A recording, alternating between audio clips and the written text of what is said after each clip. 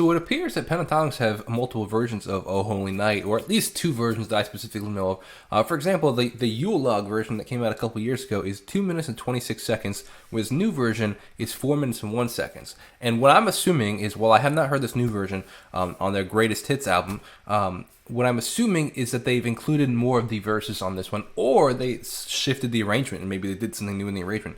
But Oh Holy Night is one of those classic Christmas songs that we have all heard, but most of us have only heard like the first like minute of it, and are not super familiar with like the fact that there's like 6 verses to the song. So I'm curious if in this now Greatest Hits version they've included the other 90 seconds of verses. And I guess we're about to find out. If you're new to the channel, welcome. My name is Jacob Restituto. I'm a musician from Northport, New York, and let's get right into this track by Pentatonix. Oh, holy night.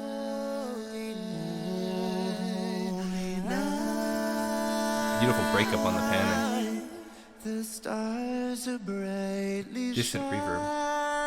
shining. It is the night of our dear Savior's birth. Long lay the world in sin and never pining, till He appeared, and the soul felt its worth. Oh, It's insane. Come on. I gotta pause this right here.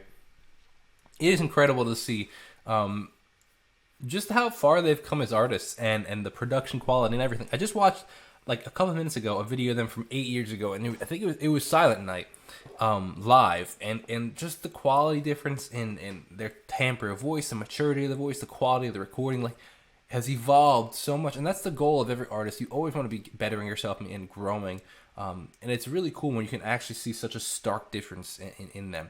And it's not to say that you know the earlier stuff is bad. It's just different, and as an artist they grow and develop and change and mature. And it's just cool to watch that transition continue. a weary world rejoices, for yonder breaks a new and glorious morn.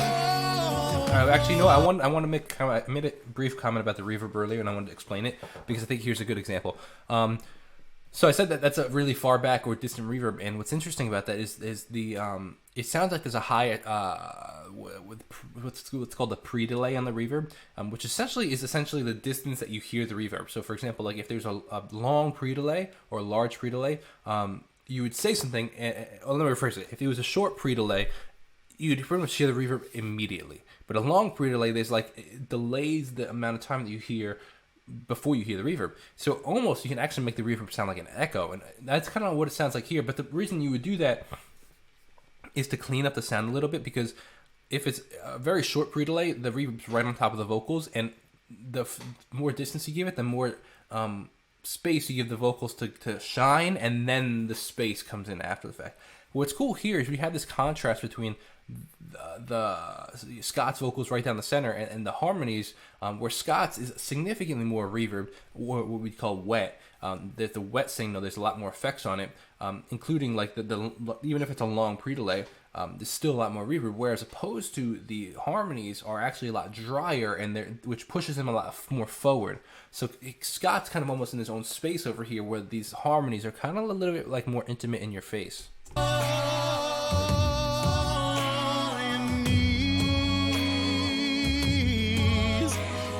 Sounds like strings going on with their vocals. Like their voices sound like strings.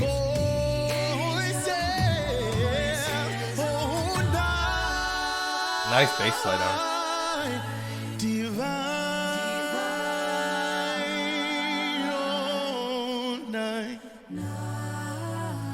When Christ was born.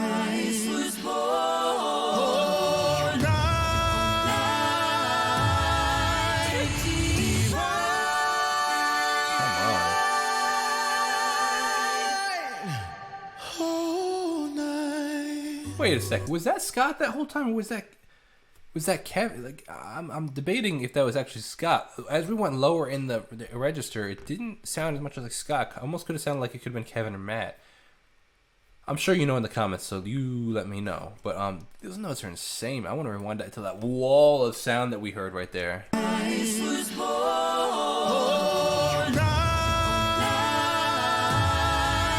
wall. Insane. Huge reverb.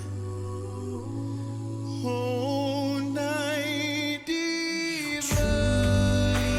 He taught us to love one another. His law is love, and his gospel is Such an absolutely beautiful lyric and perfectly describes God. His law is love and his gospel is peace. It's such a beautiful, beautiful lyric. his law is love, Beautiful lyric. and his gospel is peace. Ooh. Plagal. Chains shall he break, for the slave is our brother, and in his name all oppression shall cease. Vibrato. Hymns of joy in grateful chorus raise we, and all within us praise his holy name. Yeah. Come on.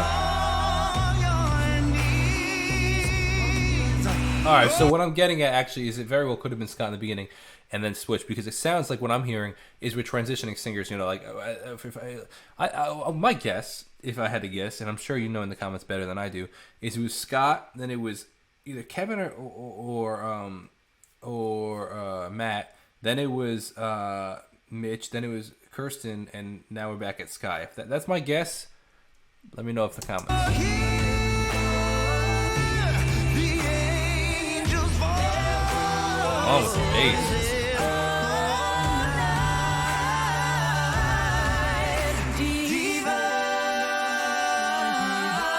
So many intricate harmonies. When Christ was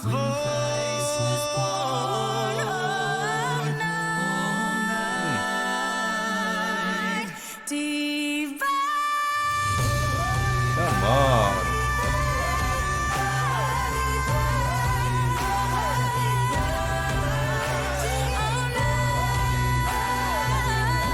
I don't know how she does that.